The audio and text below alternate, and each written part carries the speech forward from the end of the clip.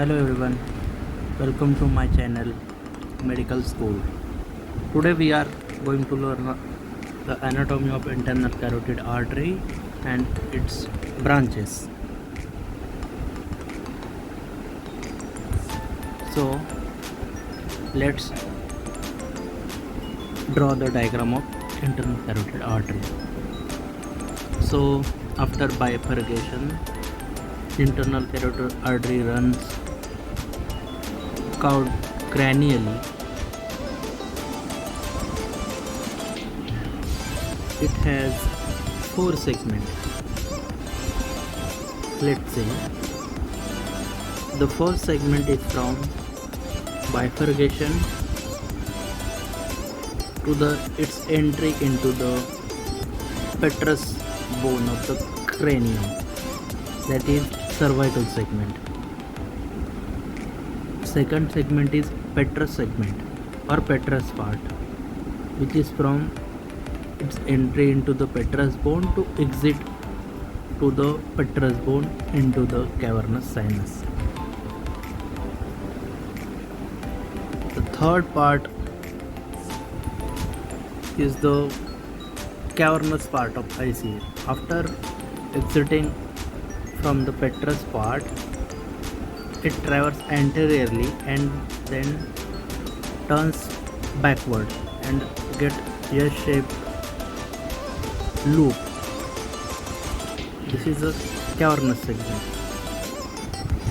After cavernous segment, carotid artery enters into the cranium, which is intracranial part or intracranial segment.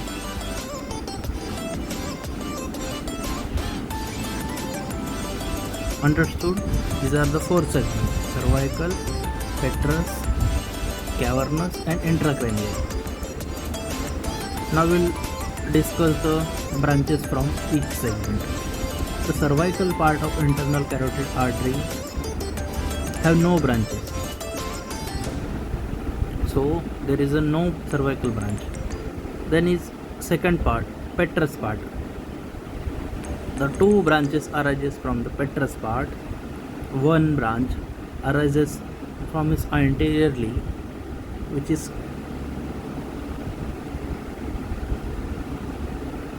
goes anteriorly, which is called as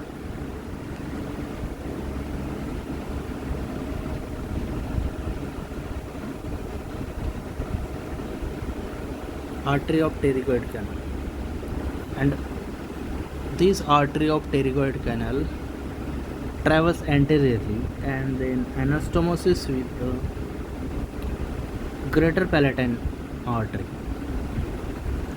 So what artery of anterior pterygoid canal supply?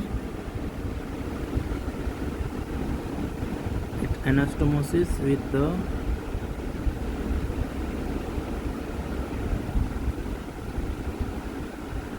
greater palatine artery.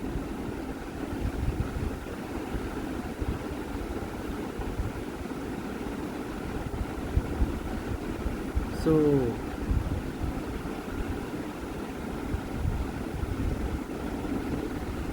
after anastomosing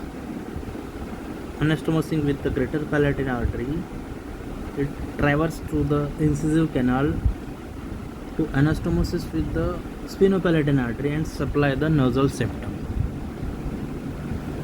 So understood? The artery of pterygoid canal anastomosis with the greater palatine, and which then again anastomosis with the sphenopalatine artery and supply the nasal septum. Some multiple 2 to 3 branches arises from its posterior surfaces and traverse posteriorly. These are the caroticotympanic branches, which supplies the middle ear. So there are 2 branches from the petrous segment. Now third segment is the cavernous segment or cavernous part, which traverses within the cavernous sinus. So there is no origin of any branch in the cavernous part. Now the third part, which is the intracranial part. So the first branch arising from the intracranial part is